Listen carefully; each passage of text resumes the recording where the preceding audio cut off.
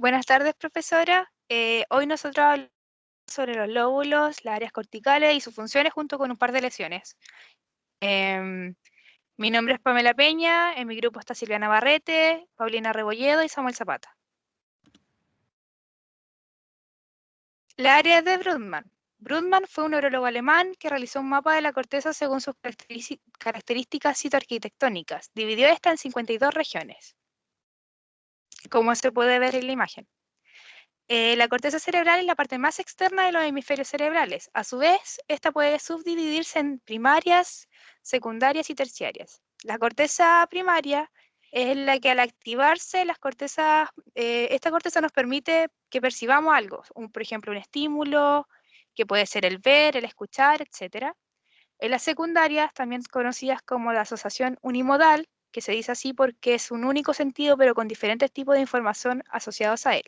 Por último están las terciarias, que es donde llegará información que no abarca solo un tipo de sentido, sino que también mezclará varios. Por ejemplo, al ver una película que no solo la vemos, sino también la escuchamos, podemos recordar algo dentro de la película mientras la estamos viendo, o sentir un escalofrío creado por la atmósfera de la película, etcétera.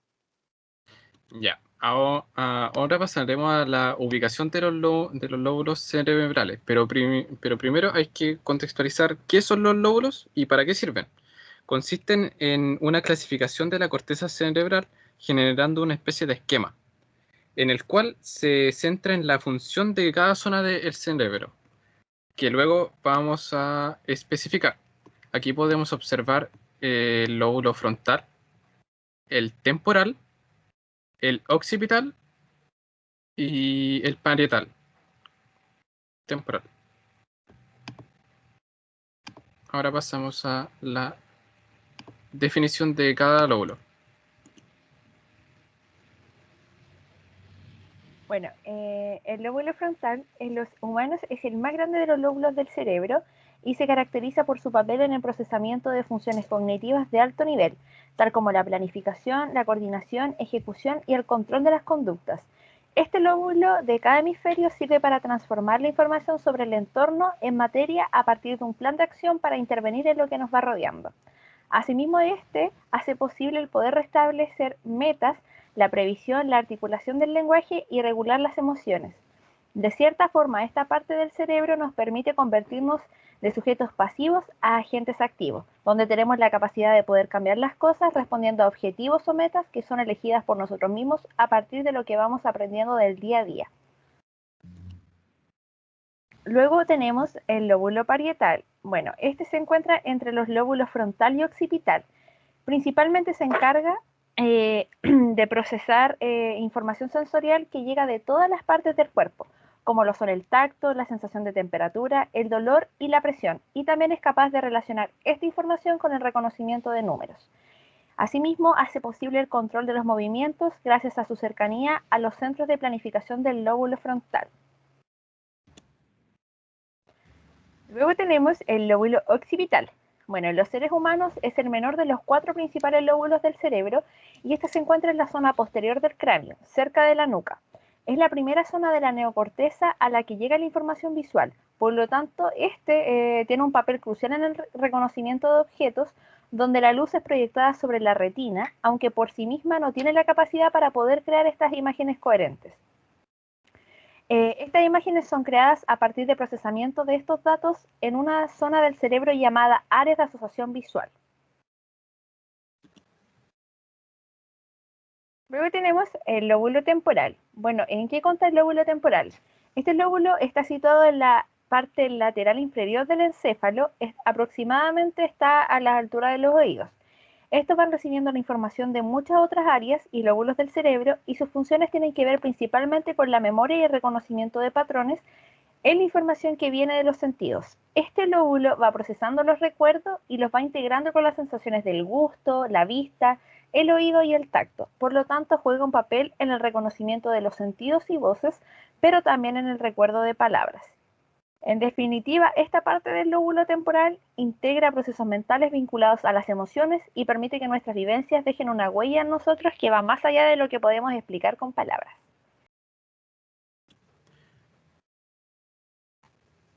Y por último, tenemos a la ínsula.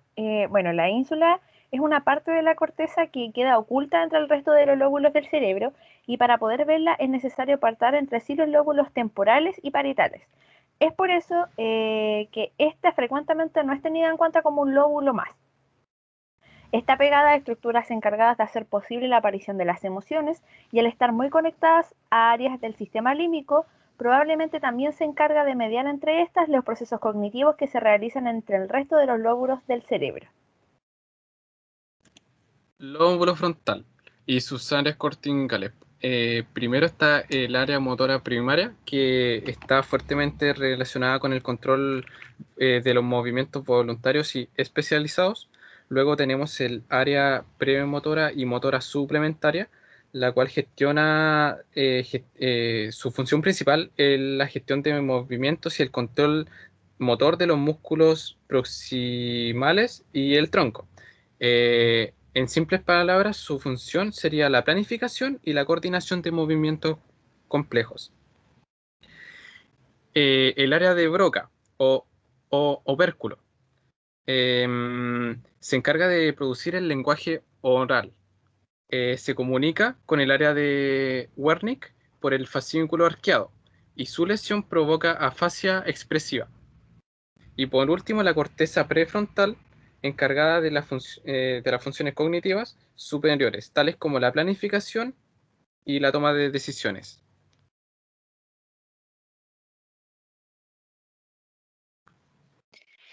Por otra parte tenemos al lóbulo parietal.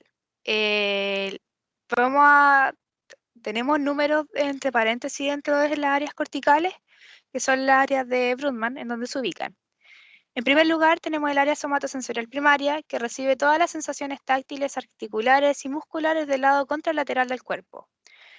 Por otra parte, tenemos la corteza somatosensorial secundaria, y en esta está la recepción sensorial principal del tacto. Por último, la corteza somatosensorial asociativa, que es la encargada de la interpretación sensitiva general. Lóbulo occipital. Aquí se encuentra el área visual primaria, que es la encargada de la percepción visual, el área visual secundaria, que es la encargada de la interpretación de la información visual con experiencias visuales pasadas.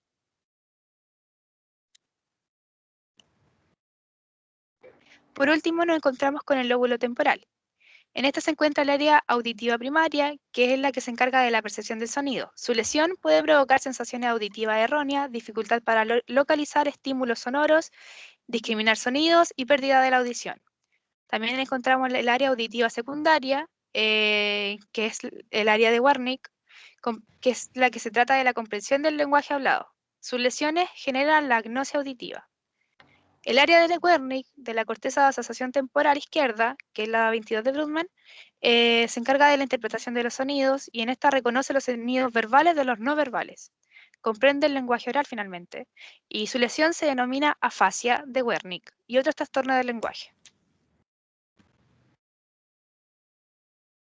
A continuación explicaremos un trastorno cerebral asociado a algún daño cerebral, indicando el lóbulo cerebral afectado.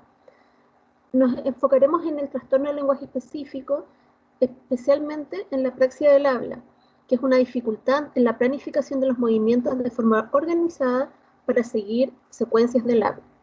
La apraxia del habla es un trastorno del habla adquirido de origen neurológico, en el que se alteran principalmente dos procesos motores básicos, articulación y prosodia. La prosodia hace referencia a la pronunciación y acentuación de palabras. Como resultado, la persona, entre otros errores, produce emisiones y articulaciones inconsistentes. Acá podemos ver una imagen de las lesiones que están involucradas en la apraxia del habla. Tenemos del lóbulo frontal, parietal y temporal, ya que el frontal articula el lenguaje, el parietal hace referencia a la cercanía de los centros de planificación del lóbulo frontal, y el temporal, como mencionaban los compañeros anteriormente, hace referencia a la memoria y reconocimiento de patrones, como el recuerdo de palabras. Siguiente. Apraxia del habla. También aquí vemos una imagen desde arriba del cerebro y de las áreas lesionadas. Con mayor intensidad, el morado más intenso es donde se encuentra la mayor lesión. La dificultad aquí radica en organizar, dirigir y coordinar los movimientos para producir el sonido. En este caso, por ejemplo, mamá, si se le pide a un niño que diga mamá, este dirá mamó, y al pedirle explícitamente que el niño repita la palabra, dirá mamé. No lo puede producir de la misma forma. No hay una lesión o una error en la producción de sonido, sino en la articulación y la organización de este. A continuación veremos un video demostrativo de esta apraxia.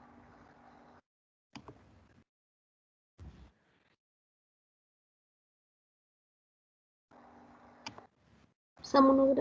¿Quieres que comparte yo? Dale, porque lo estoy intentando y no... Ya. Dale.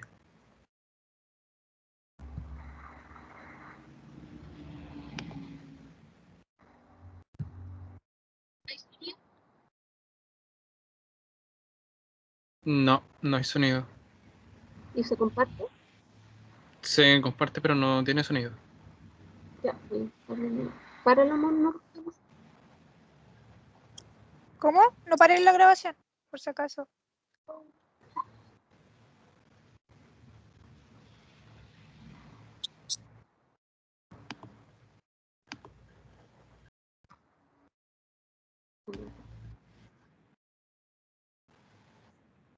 Estoy buscándolo de nuevo para compartir. ¿Cuánto llevamos? No lo contabilicé ahora, pero bueno. Pero bueno. A ver, Pero bueno, ahora es que ahora sí voy a grabar, chiquillos. Ah, yo también pude. ¿Lo vais a hacer tú? Sí. Ya.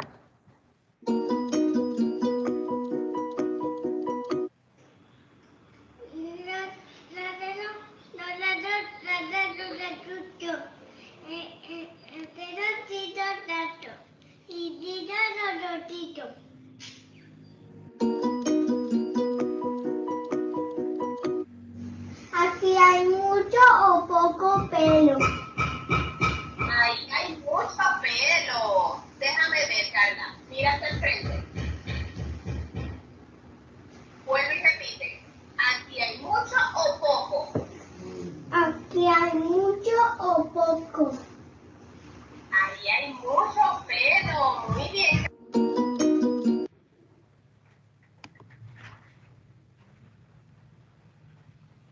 Ya. Como podemos ver, allí la niña mediante terapia fonoaudiológica puede volver a reorganizar y coordinar estos sonidos que estaban previamente con dificultad. Y finalmente tenemos las referencias bibliográficas que ocupamos en la producción de este PPT y de la grabación.